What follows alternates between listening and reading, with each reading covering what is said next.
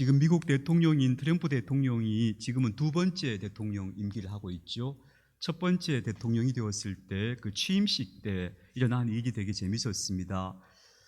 그분이 대통령 취임식을 하는데 그때 모인 군중의 숫자가 미국은 이 공식적으로 집계를 잘 안 한다 그래요. 근데 어쨌든 어떤 전문가들이 봤을 때 최소 30만 명에서 많으면 60만 명 정도 참여한 것으로 보인다. 뭐 너무 그 편차가 커서 뭐 정확하게는 볼 수 없지만 최소 하여튼 30만 명 이상. 근데 많이 잡아도 60만 명 이상은 안 된다. 뭐 이렇게 본 거예요.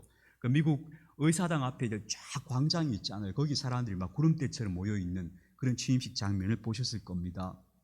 근데 이 숫자는 그리 많은 숫자가 아니었습니다. 전임 오바마 대통령 때는 취임식 숫자가 한 180만 명쯤 모였다 그래요. 그러니까 많이 잡아도 오바마 대통령 취임식보다 3분의 1 정도밖에 숫자가 안 모인 거예요. 그만큼 트럼프가 대중적인 인기가 부족했다 이런 이야기겠죠. 그래서 그런지 백악관 대변인이 발표하기를 트럼프 대통령의 취임식에 역대 최고의 군중이 모였습니다. 이렇게 발표한 거예요. 실제로 누가 봐도 훨씬 적게 모였는데 역대 최고 군중이 모였다고 발표를 하는 겁니다. 그랬더니 기자들이 이상하잖아요. 캐물었습니다. 아니 군데군데 자리가 비어있고 우리가 눈으로 봐도 이게 확연히 드러나는데 어떻게 역대 최고 군중이냐 이렇게 물었더니 백악관의 고문되는 켈리언 코네이라는 여성이 이렇게 대답했습니다. 그 대변인의 말은 대안적 사실이다. 이렇게 대답을 했다는 겁니다. 기자들이 그 대변인이 사실이 아닌 거짓말하고 있는 거 아니냐 했더니 이 사람 대답하기를 그건 거짓말이 아니고 대안적 사실이다. 이렇게 말했다는 겁니다. 그럼 이거 사실이란 말입니까? 거짓말이란 말입니까? 이런 식으로 혼란을 주는 거예요. 사실이 아니면 사실이 아니다 하면 되는데 그걸 대안적 사실이라 하니까 믿고 싶은 사람은 그게 마치 사실인 것처럼 또 생각이 되는 거예요. 이렇게 해서 사람을 혼란스럽게 하는 이런 말들이 횡행하고 있다고 볼 수 있습니다. 최근에 제 유튜브에 알고리즘을 따라서 어떤 영상이 하나 자꾸 떠요. 어떤 젊은 목사님이 나오셔요. 이분이 우리 사회와 교회와 우리 사회에 벌어진 여러 가지 현상들에 대해서 자신의 생각을 이야기하는 영상이에요. 근데 이분이 성경적 근거를 항상 대어요. 성경에 이런 이야기가 있고 성경이 이렇게 되어 있으니까 이건 이렇다 이렇게 설명을 해요. 그리고 굉장히 확신에 찬 표정을 가지고 단호하게 얘기합니다. 근데 제가 그분의 표정과 태도를 보면 굉장히 비장하게 느껴져서 본인을 무슨 십자군처럼 생각하는가 보다 이렇게 느껴지는데 내용을 자세히 들어보면 내용은 제가 생각하기에는 좀 위험합니다. 위험한 내용을 이야기해요. 어떤 이야기를 하는가 하면 이분이 철저하게 이분법주의자예요. 세상과 교회를 딱 분리시켜서 마치 세상과 교회가 지금 적대적인 전쟁을 하고 있는 것처럼 자꾸 묘사를 해요. 얼른 생각하면 그 말이 그럴듯해. 우리 성경에 뭐 영적 전투란 말이 나오니까 그렇게 생각할 수 있잖아요. 근데 이거 굉장히 위험한 생각입니다. 우리는 세상과 전투하고 있는 거 아닙니다.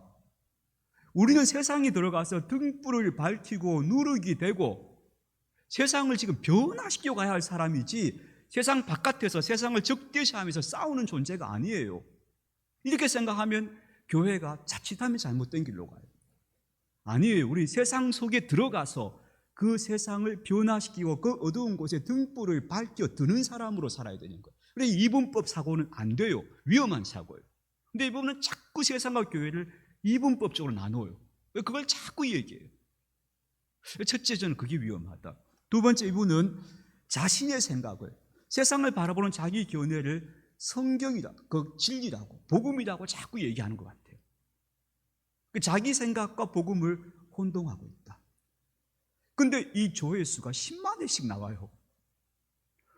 제가 보면서 내 설교는 뭐 보는 사람 아무도 없는데 이 조회수 10만 명 쌓고 얼마나 많은 사람이 이걸 보고 있는 거야. 그럼 그들에게 미칠 영향력을 생각하면 걱정스럽다는 생각이 막 드는 거예요. 고민입니다. 그죠? 여러분이 세상에서 온갖 소식들이 들려옵니다. 어떤 소식이 들려올 때마다 어떤 한 사람들이 열광을 하고 한쪽에서는 냉소를 합니다. 도대체 진실은 어디에 있습니까? 뭐가 사실입니까? 이런 세상 속에서 우리가 진짜 어떻게 해야 되는가? 진실은 어디에 있는가? 하는 것을 오늘 좀 말씀을 잠시 나누어 보려고 합니다. 물론 제가 여러분에게 선명하게 그걸 구분할 수 있는 구체적 기준을 제시할 수는 없습니다. 그런 건 없습니다, 여러분. 여러분 앞으로도 계속 제가 말씀드리겠지만 어떤 문제 앞에서 흑과 백으로 딱 정확하게 잘라서 이거 아니면 저거다 하는 식의 해결책은 절대 해결책이 아닙니다. 세상 문제는 그렇게 단순하지가 않습니다. 복잡합니다. 그래서 자꾸 생각해 봐야 되고 오래 들어봐야 합니다. 이걸 먼저 전제로 해서 오늘 저는 진리와 진실이라는 제목으로 그 기준 몇 가지를 여러분과 함께 나누어 보려고 합니다. 그냥 참고로 삼으십시오. 이게 절대 기준이 될 수도 없지요. 그냥 제가 보기에 성경적인 근거다라고 생각하는 것들을 좀 말씀드리려고 합니다. 첫 번째로 진리가 뭐냐 하는 겁니다. 진리가 뭐냐? 우리 진리 하는 이야기 많이 들었습니다. 그럼 진리가 뭐냐 하는 겁니다. 진리를 우리가 얼른 생각하기에는 어떤 절대 법칙, 언제나 어디서나 통용되는 절대적인 어떤 법칙이 있고 그 법칙이 진리가 아닐까라고 얼른 생각합니다. 일리가 있는 말입니다. 혹은 우리가 알지 못하는 이 우주의 비밀을 담고 있는 신비한 정보, 그 정보가 진리가 아니겠느냐 이렇게도 생각하는 분들이 있습니다. 혹은 아주 강력한 힘을 가진 어떤 단어나 문장 같은 거 한 문장으로 딱 요약되고 이것만 알고 있으면 딱 이 끝이야. 뭐 그런 진리가 있을 거라고 우리가 보통 흔히 생각합니다. 진리라는 말은 한마디로 쉽게 말하자면 이런 겁니다. 불변하는 옳은 원리라는 겁니다. 이 원리가 항상 옳기 때문에 이건 언제나 불변한다. 그게 진리입니다. 그게 어디 있느냐? 그게 뭐냐 하는 겁니다. 근대 이후에 우리 인류의 사상가들은 대개 이 진리를 부정하는 경향을 나타내고 있습니다. 지금도 마찬가지입니다. 절대 진리란 건 없다. 다만 그때의 진리가 있을 뿐이다. 상황마다 다른 거예요. 이때는 이렇게 하고 저때는 저렇게 하고 상황마다 다르고 사람마다 다르고 문화마다 다르지 절대적인 모든 문화, 모든 사람, 모든 시대에 적용되는 진리는 없다라는 것이 지금 일반적인 세상의 사상입니다. 그러나 성경은 다르게 말합니다. 아니다. 절대 진리라는 게 있다고 성경은 얘기합니다. 저는 그 성경의 말씀이 전적으로 옳다고 믿습니다. 이 절대 진리가 없으면 우리가 도대체 뭘 기준으로 삼고 뭐와 비교하며 살아야 됩니까? 완전히 길을 잃어버리고 말 겁니다. 그러니까 절대 진리는 분명히 있다. 그럼 그 진리가 뭐냐? 빌라도가 예수님 앞에서 이 질문을 던졌습니다. 예수님이 이렇게 말씀하셨죠. 빌라도 예수님 앞에 당신 누구요? 라고 물었던 예수께서 나는 이 세상의 진리를 증언하러 왔다고 하십니다. 그러니까 빌라도가 진리가 뭡니까? 진리가 뭐요? 이렇게 물었다는 겁니다. 이 질문이 지금까지 수많은 사람이 물어오고 있는 질문인데 이 질문에 대해서 요한복음은 명쾌하게 답을 줍니다. 요한복음 전체는 한마디로 말하면 진리가 뭡니까? 이 말에 대한 답변이라고 얘기할 수 있습니다. 요한복음이 뭐라고 말하느냐? 요한복음 1장 9절에서 이렇게 말합니다. 참 빛, 세상에 와서 각 사람에게 비추는 빛이 있었나니. 이 세상이 깜깜한데 이 세상에 와서 모든 사람에게 빛을 비추는 이가 나타났다는 겁니다. 그러면서 요한복음 1장 1절에 그분이 바로 누군가 하면 태초로부터 있었던 생명의 말씀이었다고 합니다. 즉 예수님을 이야기하는 겁니다. 그리고 요한 1서에서 요한은 또다시 이렇게 말합니다. 우리가 태초부터 있었던 그 생명의 말씀을 우리가 눈으로 보고 귀로 듣고 우리 손으로 만졌다고 얘기합니다. 이게 놀라운 이야기입니다. 바로 이 이야기는 뭘 얘기하는가 하면요, 진리는 예수라는 겁니다. 진리는 어떤 원리도 아니고 정보도 아니고 어떤 마법의 단어도 아니고 문장도 아닙니다. 진리는 누구냐? 예수다. 예수가 진리다. 이게 요한복음이 일관되게 처음부터 끝까지 선포하는 내용입니다. 그래서 예수님께서 그렇게 말씀하시죠. 내가 곧 길이요 진리요 생명이다 하셨어요. 예수님이 진리인 겁니다. 진리는 어떤 정보가 아니에요. 우리가 모르는 어떤 비밀한 신비한 정보도 아니고 어떤 절대 원칙, 무조건 지켜야 되는 어떤 계명도 아니에요. 진리는 예수님이 진리예요. 이게 성경이 명백하게 얘기하는 겁니다. 그래서 우리는 예수님을 믿으면 진리를 받아들인 겁니다. 그러다가 내가 예수님 말씀을 순종하며 살면 그 사람은 지금 진리를 따라 살고 있는 겁니다. 진리는 바로 예수님입니다. 그래서 예수님이 우리의 생각과 판단과 실천의 원천입니다. 내가 어떤 문제를 놓고 판단할 때 기준이 예수님이어야 합니다. 왜냐하면 그분이 진리이기 때문에. 내가 어떤 일을 행할 때 내가 어떻게 행동할까? 그 기준이 예수님이어야 합니다. 왜냐하면 그분이 진리이기 때문에. 우리의 생각, 판단, 실천의 모든 기준이 바로 예수님이 될 때 나는 진리에 입각해서 살고 있는 사람이라고 얘기할 수 있습니다. 이거는 그때그때 우리의 상황에 따라서 우리가 선택하고 결정해야 될 문제지만 어쨌든 그 자리에서 예수님이 말씀에 비춰보자면 내가 어떻게 해야 될까? 예수님 말씀에 비춰보자면 내가 어떤 행동을 하고 어떤 말을 해야 될까? 이걸 고민하기 시작할 때 우리는 진리를 따르고 있는 겁니다. 진리는 예수님이라고 하는 한 인격 속에 구현되어 있다. 그 인격을 우리는 진리라고 부른다. 이렇게 오늘 분명히 좀 이해하시면 좋겠습니다. 그래서 진리가 아닌 것들을 진리인 것처럼 붙잡으면 안 됩니다. 한국 교회는 반공이 진리라고 생각하는 분들이 있습니다. 공산주의 반대하는 게 진리다 이렇게 생각하는 분들이 있습니다. 일리가 있는 말입니다. 왜냐하면 우리가 한국 교회가 신앙의 박해를 공산주의자들보다 엄청나게 받았거든요. 그래서 그런 생각하는 것 일리가 있고 충분히 생각할 만하다고 생각합니다. 근데 반대로 유럽으로 한번 가볼까요? 유럽의 저 북구라파에 사는 나라들, 핀란드, 노르웨이, 스웨덴 같은 나라들은 그 나라를 지배하고 있는 정부가 다 사회주의 정부입니다. 사회주의 당입니다. 그 사람들은.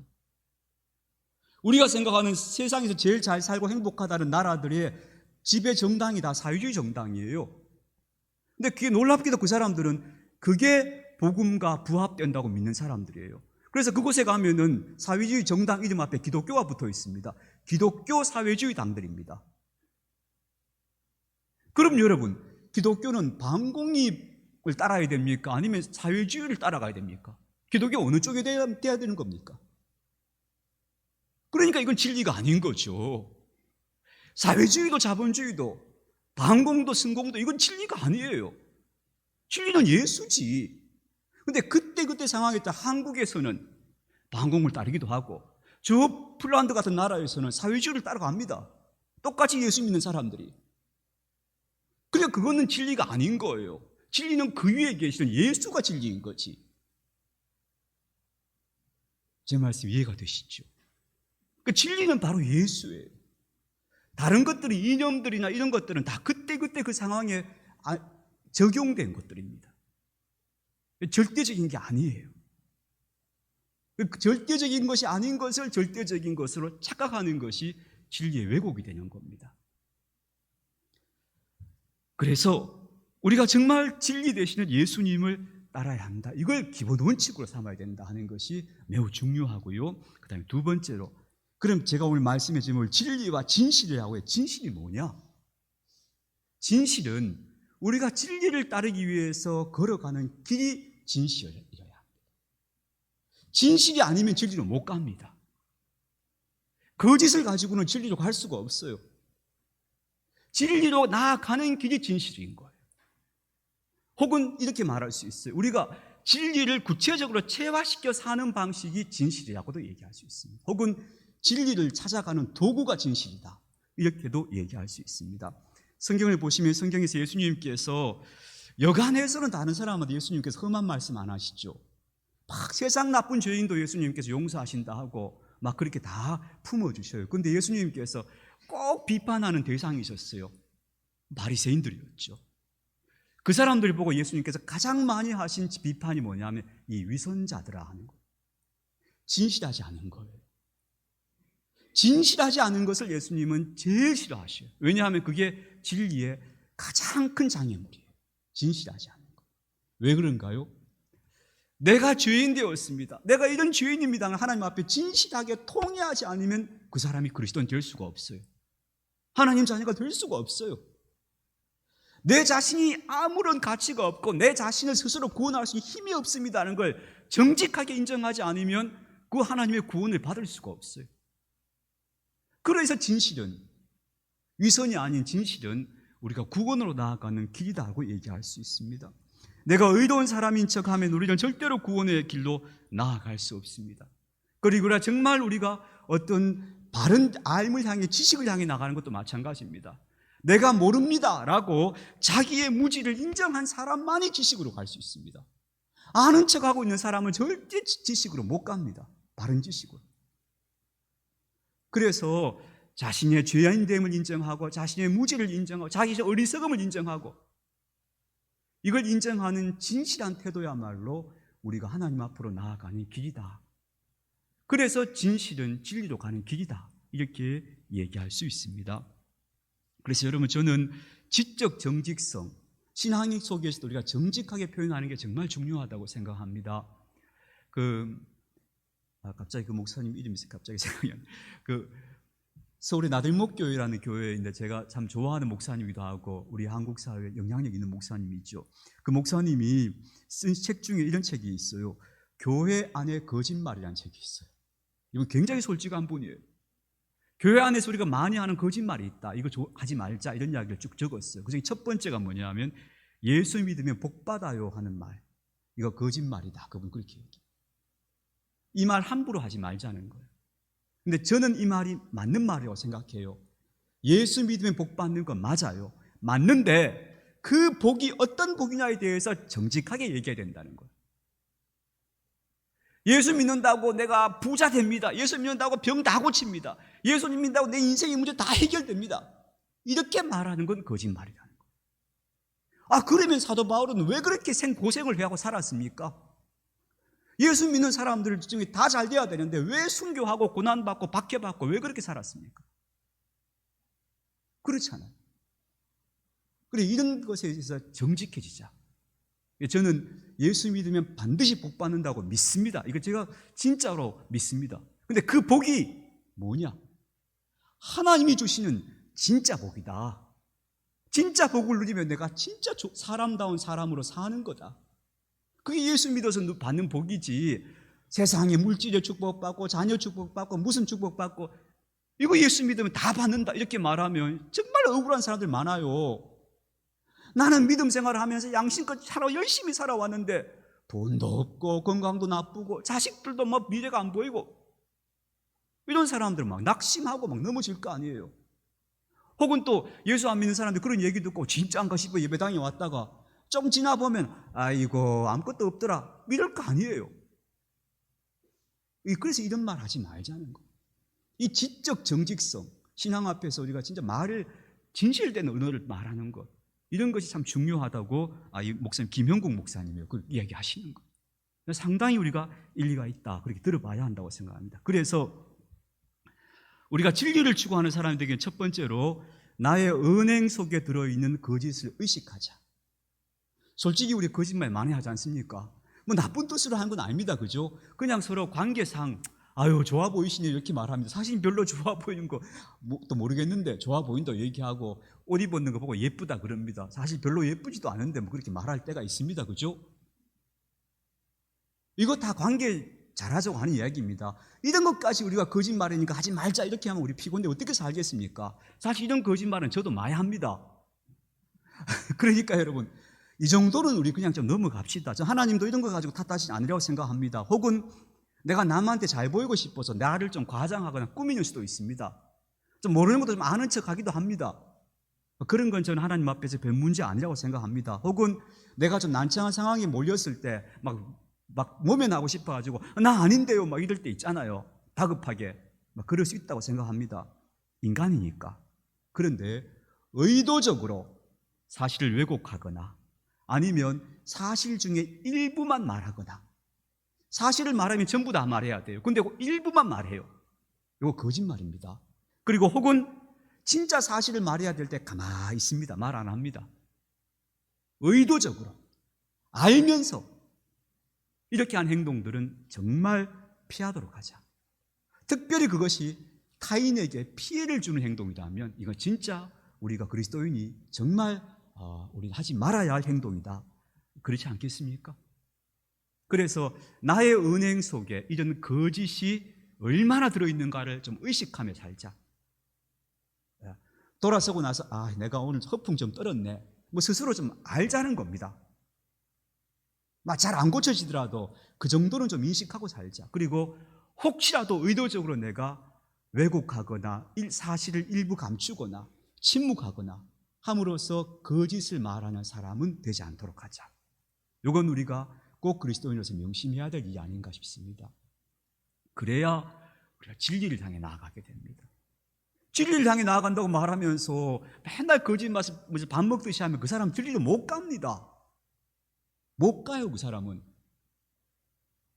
그러지 않도록 하자. 첫 번째. 두 번째, 거짓말에 흔들리지 말자. 세상에 거짓말 참 많습니다. 사람을 미혹하는 말들이 쉴 새 없이 들려옵니다. 흔들리면 안 됩니다. 거짓말에 흔들려가지고 어머나 진짜 안갑다 싶어가지고 딴 사람들한테 막 카톡 보내고 이러면 안 됩니다, 여러분. 이런 거짓말들이 이 세상에 막 천지입니다, 지금. 그래서 뭔가 나를 놀랍게 하는 소식이 들려오거든. 첫 번째, 사실 확인하자. 이거 사실인가 아닌가 확인해야 됩니다. 확인하지 않고는 말하지 않는다. 이게 사실인지 아닌지 확인해야 됩니다. 물론 그게 확인할 수 있는 방법이 별로 없더라도 최소한 확인하려 노력해야 됩니다. 이게 습관되어야 합니다. 두 번째로, 판단을 유보하자. 단정 짓지 않는다. 큰일 났다, 이거구나, 저거구나 라고 함부로 말하지 않는다. 어떤 결정적 상황이 올 때까지 내 판단은 유보 상태로 두는 게 맞습니다. 물론 그렇다고 해서 우리가 행동을 안 할 수는 없잖아요. 결정, 행동해야 되잖아요. 그래서 어떤 선택을 하고 행동하더라도 그때 이렇게 생각하시는 겁니다. 내가 만약 사실과 다르다면 내가 이걸 철회할 각오를 하는 겁니다. 그래서 단정하지 않고 행동하는 겁니다. 지금 내가 아는 범위 안에서는 이게 맞는 것 같아. 하지만 만약 이게 사실이 아니라면 나는 돌아올 거야, 돌아설 거야 하는 정도의 마음가짐을 갖자. 그 정도로 열린 마음이어야 한다는 겁니다. 마음가짐을. 그 다음에 세 번째로 꼭 기억하실 게 있습니다. 지금 내가 믿고 있거나 옳다고 느껴지는 그 어떤 것도 진리가 아닙니다. 다시 말씀드리면 진리가 아닙니다, 그거. 진리는 누구라고 했습니까? 예수밖에 없습니다. 어떤 것도 진리가 아닙니다. 그래서 오늘 본문에서 이렇게 말합니다. 지식에까지 새롭게 하심을 입은 자니라 얘기하는데, 이 말을 세번역 성경에서 뭐라 하는가 하면 우리가 끊임없이 새로워져서야 참 지식에 이르게 됩니다 라고 얘기했습니다. 그러니까 우리가 지금 안다고 생각해 내가 옳다고 믿고 있는 그 진리 아니라는 겁니다. 아니면 진리의 극히 일부입니다. 그럼 우리 어떻게 되어야 되는가? 끊임없이 새로워져서야 비로소 나중에 이게 진리였구나 알게 됩니다. 그러니까 내가 지금 옳다고 믿고 있는 건 진리 아니다, 진리의 일부이거나 그럴 것이지 절대 진리는 아니다 하는 사실을 항상 마음에 염두에 두자. 나는 지금 이것이 옳다고 믿고 있지만 이거 바뀔 수 있다, 내 생각이 달라질 수도 있다, 이걸 염두에 두고 살자 하는 겁니다.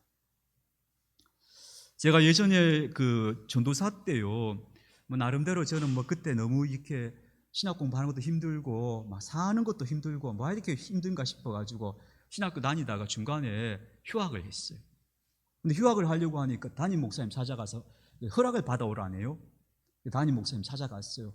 그래서 교육전도사 하니까 목사님 제가 좀 여차저차 휴학을 좀 하려고 합니다. 목사님이 제 이야기를 듣고 있다 하는 말이 이렇게 얘기하시는 겁니다. 유전도사, 기독교는 구도의 종교가 아니야. 얘는 지금 왜 구도자처럼 그렇게 혼자 고민하고 앉았어? 그냥 딱 믿습니다 하고 가면 되는 거야. 너 그러지 마. 이러는 거예요. 제 말이, 그 말씀이 저한테 쿵 와닿았어요. 진짜 할까? 내가 진짜 이렇게 막 고민하고 이러고 있는 게 잘못된 걸까 생각을 했어요. 근데 제가 지금까지 살아오면서 그 말에 대해서 생각해 보는데 그건 그 목사님이 틀렸어요. 아니에요. 그리스도인은 끊임없는 구도자여야 돼요. 다른 말이면 순례자여야 돼요. 이 말이 무슨 말인가 하면요, 내가 지금 붙잡고 있는 게 온전한 진리가 아니기 때문에 나는 계속해서 배우고 내 생각을 확장시키고 때로는 나를 깨뜨려가면서 진리를 찾아가는 사람이다. 온전한 진리를 향해 가는 사람이다. 이 구도자적 의식이 있어야 우리 그리스도인들이 건강하게 살아가게 돼요. 그래서 저는 이렇게 표현합니다. 믿습니다 하는 말이 때로는 이렇게 들려요. 내가 나하고 틀리는 거 말하지 마. 난 울타리 딱 쳐놓고 나 요 안에서 믿습니다 할 거야. 다른 거 말하지 마. 이런 태도라면 그 믿습니다는 진짜 위험한 태도입니다. 아닙니다. 나는 성경에 대해서, 하나님에 대해서 더 배울 거야. 더 배워서 나를 자꾸 확장시켜 나갈 거야. 그래야 우리가 참으로 진리를 향해 가는 사람인 겁니다. 다시 앞서 제가 처음 말씀드린 그 젊은 목사님 이야기를 좀 한 번만 더 할게요. 나 이게 너무 심각하게 느껴져서 제가 얘기하는데요. 이분이 우리가 이제 오늘 광고하는 그 영화 있지 않습니까? 킹 오브 킹스. 이 영화에 대해서 얘기하는 거예요. 뭐라 얘기하는가 하면 성경적이지 않다는 거예요. 제가 그 얘기를 듣고 얼마나 속이 타는지 보세요. 영화는 감독이 자기가 느낀 것들을 하나에 담아내는 그 작품이잖아요. 그럼 그 영화 속에는 뭐가 들어있는가? 그 감독이 그동안 예수님에 대해서 묵상하고 예수님의 모습을 수없이 그려보면서 자기가 바라본 예수님의 어떤 모습이 분명히 들어있을 거란 말이에요. 그럼 그 모습을 보면서 우리가 가서 그래, 나는 예수님에게서 이런 모습 못 봤는데 저 사람은 예수님에게서 이런 모습 봤구나. 참 귀하다. 받아들여서 나를 확장시키면 되잖아요. 근데 내가 생각하는 예수님 모습하고 그분이 이야기하는 예수님 모습 좀 다른 것 같아. 이게 성경적이 아니야. 이게 금을 꺼버리면 어떡하자는 말이에요. 이런 태도가 저는 참 이게 한국교회 이런 태도가 만약 우리 습관이 되어 있다면 심각하다. 이 태도를 빨리 걷어내야 된다 하는 생각에서 이 말씀을 또 드리는 겁니다. 예수님이, 내가 그려놓은 예수님이 정답이 아니잖아요. 다른 사람이 그려놓은 예수님의 그림을 보면 예수님 이렇게 그릴 수 있구나. 야, 이것도 참 은혜스럽네. 내가 모르던 걸 이 사람이 가르쳐주네. 이렇게 받아들여야죠. 그래서 내가 보는 예수님 모습이 더 다채로워지고 더 풍성해지면 내가 그만큼 더 진리에 가까이 가고 있는 거예요. 이 진리가 예수님이니까. 우리 이런 마음으로, 진리를 찾아가는 구도자의 마음으로 진실된 자세를 가지고 우리의 삶을 살아가면서 이 세상 속에 흔들리지 않는 그런 저와 여러분들이 되었으면 좋겠습니다.